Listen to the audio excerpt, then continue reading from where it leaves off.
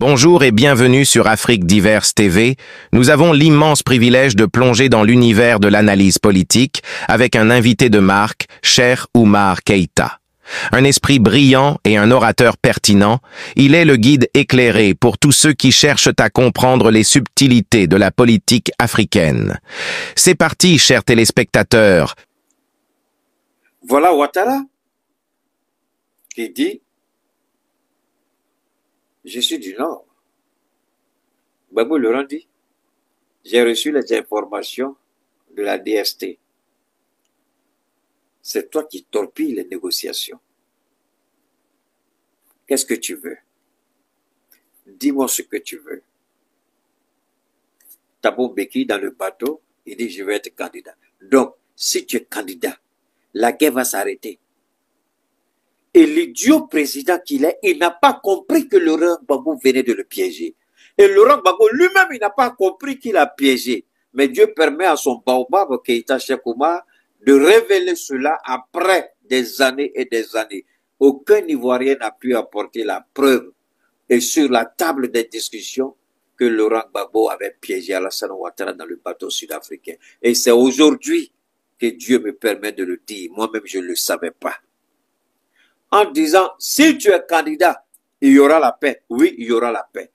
Est-ce que Ouattara, ici, n'a pas reconnu directement et indirectement que c'est lui qui est à l'origine? Pourquoi ce n'est pas Soro Guillaume qui a été appelé dans le bateau sud-africain? Est-ce que vous pouvez répondre à cette question ivoirienne, je vous en prie?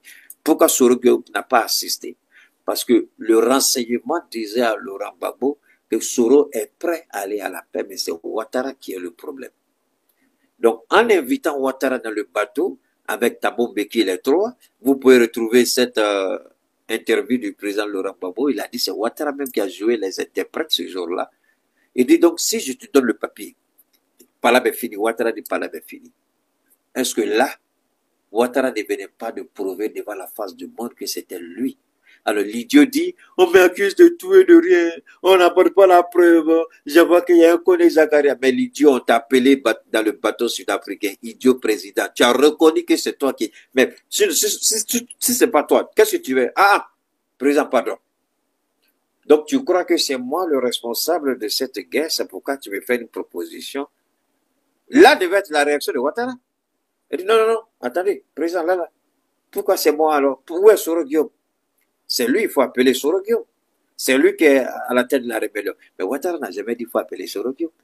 Ah, mais c'est... Quand vous êtes établi par Dieu, pap! Il faut que Dieu soit bon pour vous. Ah! Quand je dis là, c'est connecté à Dieu, vous parlez trop. Taisez-vous, je ne suis pas votre camarade. Je le dis toujours. Vous ne m'arriverez jamais à la cheville. Insultez-moi, je m'en fous. Petit président Ouattara. C'est pas pour rien, tous les jours, je t'appelle petit président. Dieu sait pourquoi il met ça dans ma bouche. Donc, tu aurais pu dire au président Gbagbo, attention, je ne suis pas le chef de la rébellion, ce n'est pas moi qui ai donné les armes, ce n'est pas moi, appeler Soro Guillaume, il faut qu'il soit là. Tu vas me donner donc, moi, c'est une question juridique. Je ne rentre pas dans, mais Ouattara n'a jamais dit ça. Gbagbo le piège, et Gbagbo ne c'est même pas lui-même qui piège Ouattara. Sinon, pendant le débat télévisé, Gbagbo Laurent aurait pu dire, mais attendez Ouattara, quand je t'ai proposé, si tu es candidat, la guerre va finir, tu as répondu oui. Vrai ou faux? J'ai demandé à Thabo Mbeki de me saisir et de m'écrire. T'attends, il y a un bâtard qui est là, je vais l'enlever là. Donne-moi une seconde. Bâtard que tu sois là. Je vais te bannir d'abord avant de t'enlever. Imbécile. Donne-moi une seconde. Siara pour qu'il n'y ait un il faut aller dire ça ailleurs là. Alors donc, Laurent Gbagbo aurait pu dire ça pendant le débat télévisé. Laurent Gbagbo aurait pu dire ça pendant le truc télévisé. Mais pourquoi Gbagbo n'a pas dit ça? Mais parce que lui-même, il ne savait pas qu'il a piégé Ouattara. Alors, ici, nous savons qu'il n'y a pas de juge compétent en Côte d'Ivoire. Et je souhaite qu'après la chute de ce régime-là, que tous les juges qui ont rendu des mauvais jugements, des mauvais procès, que les Ivoiriens se souviennent de ces juges-là.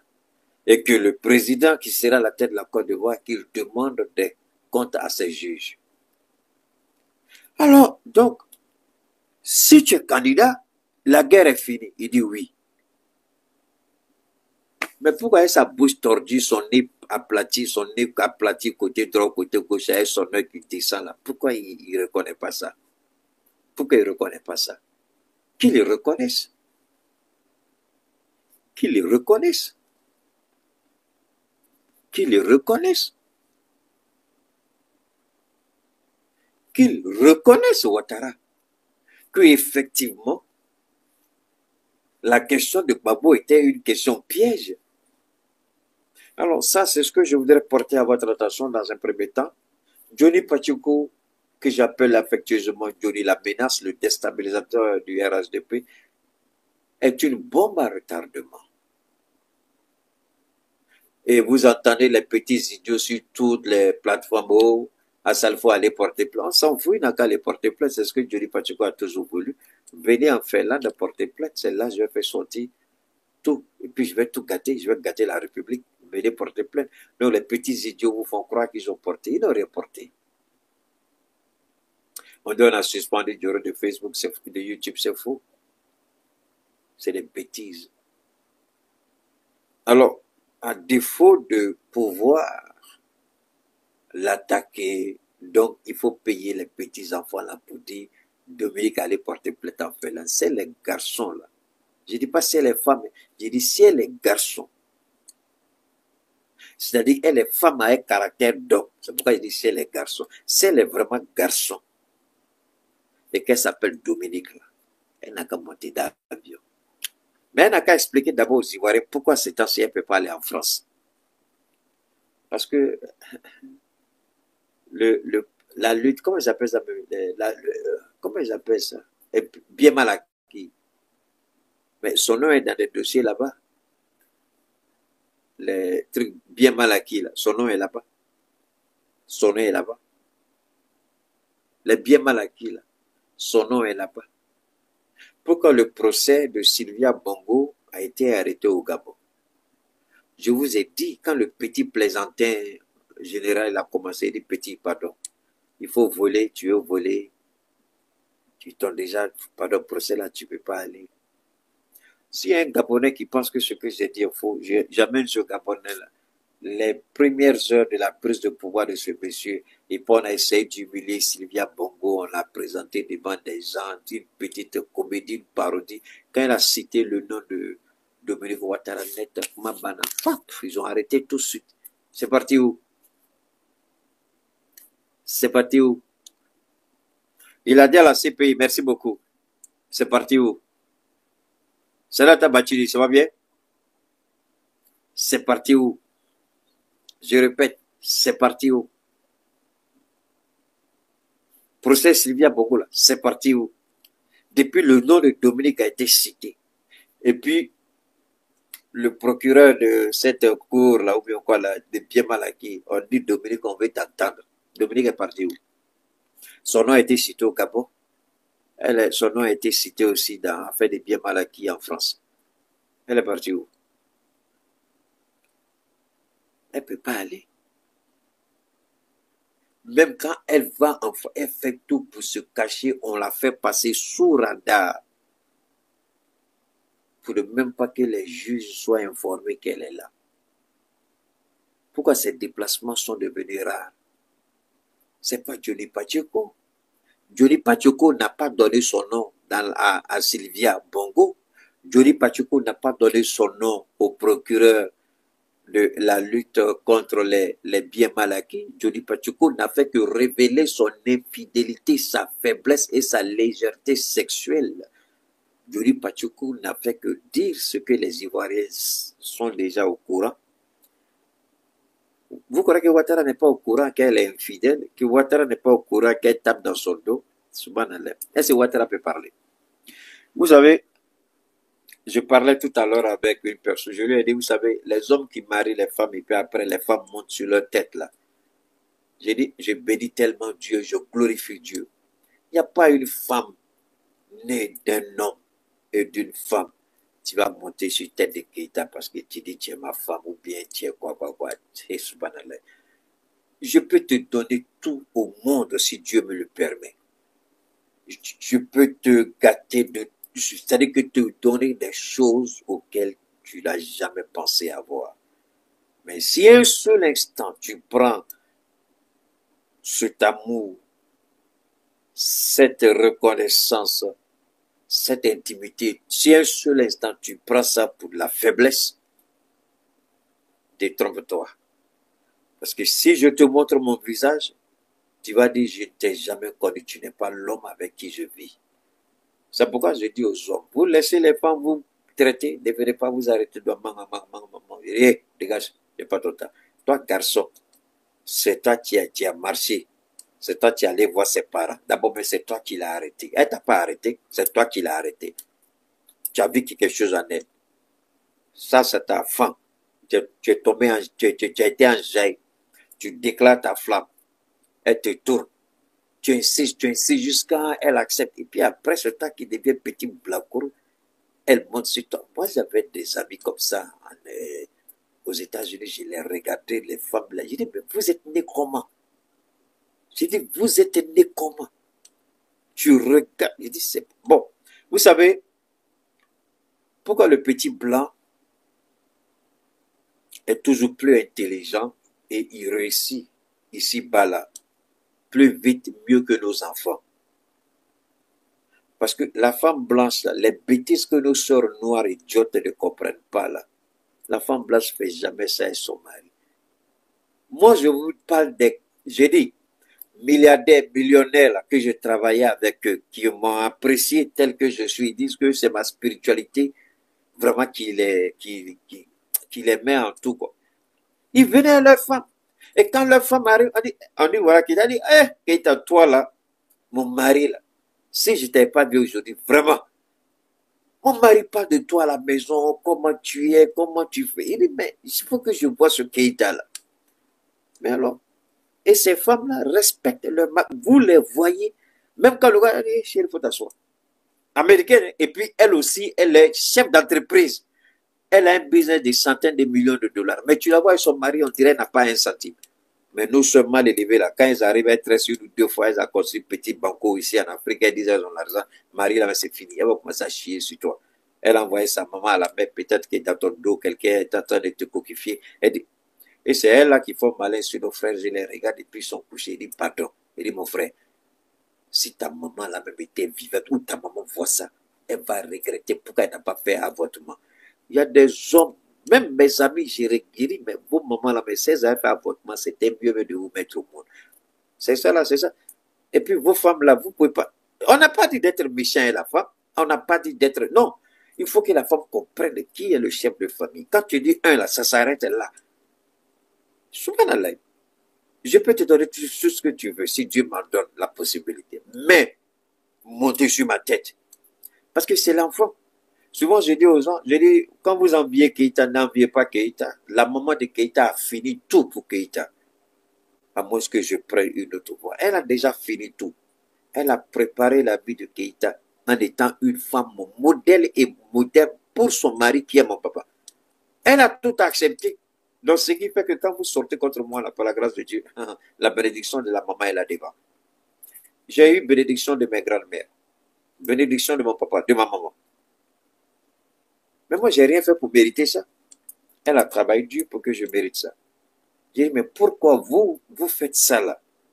Pourquoi petit blanc, il est plus intelligent que le petit noir souvent? Même quand le petit noir est plus intelligent que lui, mais les opportunités là, pourquoi? Tout se prépare. Et nos sœurs ne comprennent pas ça. Donnez-moi une seconde, s'il vous plaît. La femme est comme une plantation. Vous achetez le terrain, il y a des arbres, il y a des mauvaises herbes, il y a ceci, il y a cela. Vous défrichez, vous nettoyez, vous abattez les arbres, tout ça, tout, vous faites. Maintenant, vous commencez à préparer le terrain pour la sémence. Vous venez, vous sémez tous ces autres-là, vous entretenez, et puis la plante commence à produire. Et sur l'hectare, vous faites un tel nombre de tonnages, tel nombre de tonnages. Mais celui qui est à côté de vous, il s'en fout. Là. Donc la femme, c'est comme ça. vous préparez tout avant la sémence. La sémence, c'est ce que l'homme vous donne. Si le terrain n'est pas préparé, si le terrain n'est pas bien défriché, si le terrain n'est pas réceptif, soit la semence va pourrir, soit ce qui va sortir ne va rien produire. Et c'est l'enfant qui devient drogué ou bien devient prostitué, rebelle, tout les... C'est ça. Mais quand vous préparez la semence, l'enfant qui sort, souvent, tu t'attaques à lui, tu te fais tomber tout de suite. Soyez des femmes modèles, des mères modèles, des mamans modèles, des épouses modèles. Ce n'est pas parce que tu fais pour ton mari que tu es faible. C'est pas parce que tu es soumise à ton mari que tu es faible. Non, ça n'a rien à voir avec. Alors, on continue. Donc, le RHDP d'Alassane Dramane Ouattara,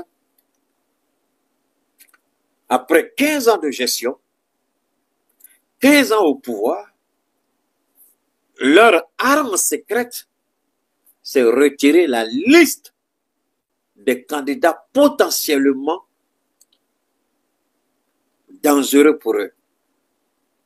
Soro Guillaume, Tidiane Thiam, Gbagbo Laurent, ça fait beaucoup trop. Et le peuple de Côte d'Ivoire doit se réveiller. Le peuple de Côte d'Ivoire doit se poser des questions. Le peuple de Côte d'Ivoire doit s'interroger. Est-ce que ces idiots-là au pouvoir sont pour la paix? Est-ce que ceux-là, ils ont vraiment travaillé comme ils prétendent qu'ils ont travaillé? Mais attendez, je vous en prie. Moi, on me dit, il y a un examen de contrôle. Je serai l'homme le plus heureux au monde de passer tous les examens de contrôle parce que je sais que j'ai étudié, je me suis préparé. Mais vous, on vous dit d'aller à l'examen pour que le peuple vous juge. L'examen, c'est l'élection. Allez montrer au peuple ce que vous avez fait. Tidiane Thiam n'a jamais dirigé le pays. Il a été ministre, certes, mais il n'a jamais été président. Gbagbo a été président. Il va dire, j'ai déjà fait le devoir, voilà ça. Mais vous là, vous êtes au pouvoir. 15 ans. Vous dites que vous avez construit des routes. Vous avez construit des ponts. Mais les Ivoiriens meurent de faim. Vous cassez les maisons des Ivoiriens. Donc vous étiez en train de casser les maisons là avec l'intention de... Donc, vous cassez les maisons et puis, élection, c'est pas un souci. Cassez! Bakongo, Bulldozer, casse-moi ça, casse-moi ça, casse-moi ça. Oh, Tidiane Thiam, tu n'es pas candidat parce que tu n'es pas Ivoirien. Oh! Wow! Gbagbo Laurent, tu as 20 ans, tu ne peux pas être candidat. Wow, wow, wow, wow, wow. Soro Guillaume, tu es condamné à perpétuité. Wow, wow, wow, wow, wow.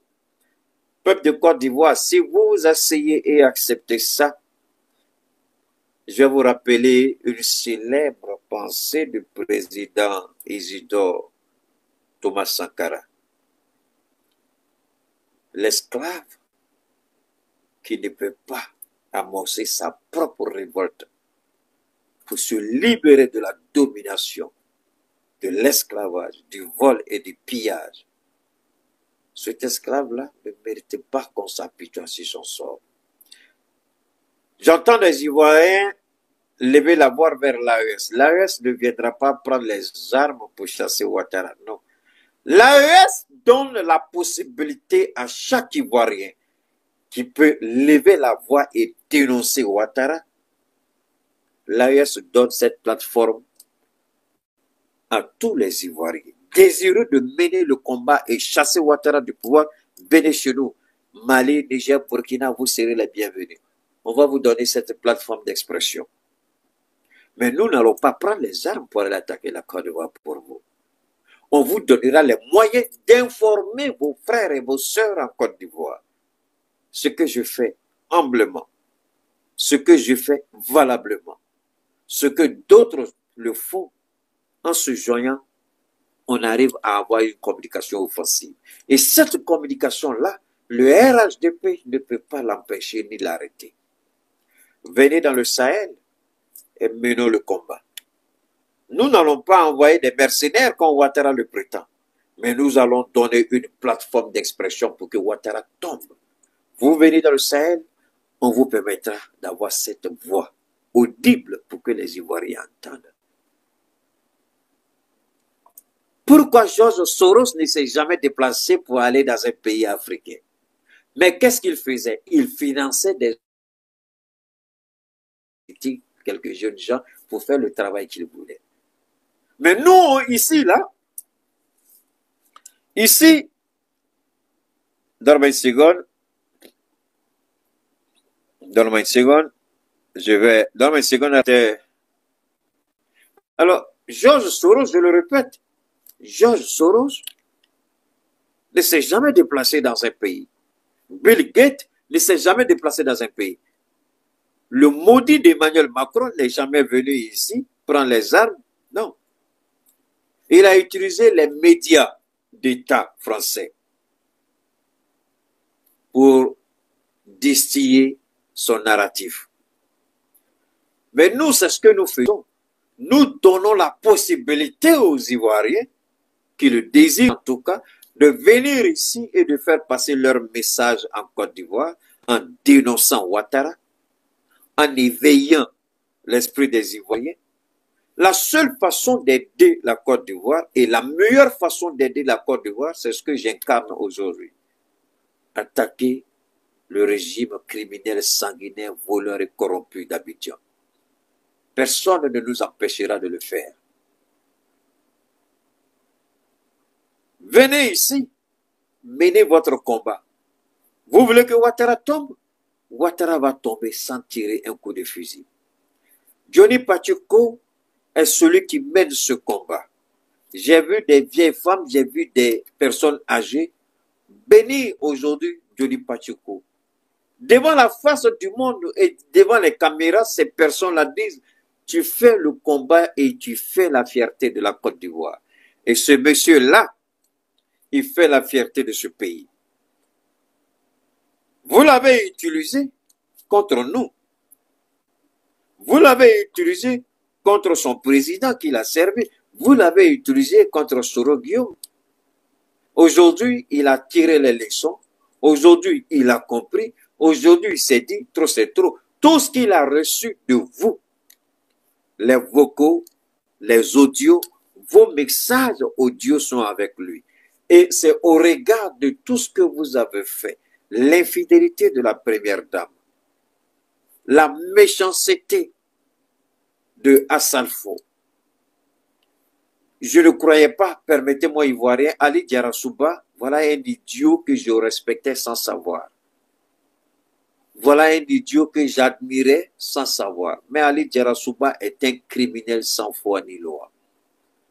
Ce que je peux dire à l'ex-femme d'Ali Diarasouba et à ses enfants, au regard de l'information que nous a donnée Chris Kokognon, la menace, Johnny Pacheco, la bombe à retardement du régime Alassane Ouattara. Ce que je peux dire, Ali Diarasouba, ta vie là ne tient qu'à un bout de fil. Une femme qui a versé le sang pour toi à 2 reprises. C'est toi qui as été son premier mari. Avant toi, elle n'a pas connu d'homme. Ça, c'est le premier sang. Et ce sang-là va témoigner entre toi et elle. Le sang parle petit. La deuxième fois qu'elle a versé le sang pour toi, c'est les enfants qu'elle t'a donnés. Je crois au total 4. Le sang qu'elle a versé pour les enfants et le sang qu'elle a versé pour toi, ce sang-là va parler entre toi et cette femme. Mais ta fin va surprendre les Ivoiriens. Je n'avais pas prévu parler de toi, Keïta, c'est comme ça il est. Quand il fait son direct, Dieu amène quelqu'un, et puis il dit ce qu'il doit dire, et puis lui, il a dit pour lui, il est parti. Si tu es intelligent petit, si tu ne connais pas Keïta, va regarder toutes les prédictions de Keïta, va regarder tout ce que Keïta a dit, et on n'a pas écouté. Qu'est-ce qui s'est passé? Va regarder ce que j'ai dit d'Ahmed Bakayoko et Gon Coulibaly. Beaucoup de gens m'ont dit, on a dit, mais va regarder. Il y a on dit, puis on dit, pour moi, c'est pas papo. Keïta n'a jamais dit qu'il a papo sur quelqu'un. Mais ce que j'ai dit, il faut le regarder. Je prends les gens par leurs actes, leurs paroles, leurs faits, et puis je parle. Donc, petit Diarasouba, journaliste, c'est bien. Le pouvoir qui t'utilise aujourd'hui, c'est bien. Mais cette femme-là, subhanallah, bon, parce que souvent aussi, on peut se poser la question, est-ce que ceux-là sont des musulmans? Parce qu'un musulman ne doit pas faire ça. Enfin, beaucoup de gens portent des noms à consonance mandingue, d'accord? Mais pas forcément qu'ils soient musulmans. Vous les voyez porter boubou, ils vont euh, à la Mecque, ils vont à la mosquée, ils jeûnent, mais faites beaucoup attention. Il n'y a pas plus satanique et sataniste que ces personnes-là. Ali Djarasouba, ta fin va te surprendre et ta chute n'est pas loin. Djarasouba, ta chute n'est pas loin. Allez dire à Ali Djarasouba que Keïta dit sa chute n'est pas loin. C'est pas ça? Alassane Ouattara, tu ne pourras pas empêcher. Tu as entendu le vieux. On peut retarder le progrès, on ne peut pas empêcher le progrès. Tu peux retarder certaines choses en Côte d'Ivoire, te croyant fort, mais tu ne pourras jamais les empêcher. Même ta tombe, on va aller déterrer ta tombe avec ton cercueil, on va amener dans la salle de tribunal, et puis on va te juger, Ouattara. Et puis on va si tu es reconnu coupable, Dieu dit d'enchaîner ton cercueil avec une chaîne. On va mettre cadenas et puis on va t'enterrer avec ton cercueil enchaîné pour dire que tu as été coupable. Quand ta sentence, c'est ça? Quand ta sentence va finir, on fait ressortir ton cercueil là et puis on va enlever cadenas et les chaînes. Ouattara, j'ai dit, ton cercueil sera enchaîné. Je répète, Ouattara, ton cercueil sera enchaîné. Chers téléspectateurs, vous avez été les témoins privilégiés de cette session d'analyse politique, non seulement profonde, mais aussi inspirante avec Cheikh Oumar Keïta. Et maintenant, l'échange continue avec vous. C'est votre tour de prendre la parole. Réagissez en commentaire, partagez vos réflexions, vos idées, et engagez-vous dans la conversation. Si cette vidéo a illuminé votre pensée, aimez-la. Partagez-la avec vos amis et contribuez à construire l'Afrique de demain. Restez avec nous sur Afrique Diverse TV pour plus d'informations, d'analyses politiques et débats passionnants. Nous vous retrouverons très bientôt pour continuer à façonner ensemble l'avenir de notre continent. À très bientôt.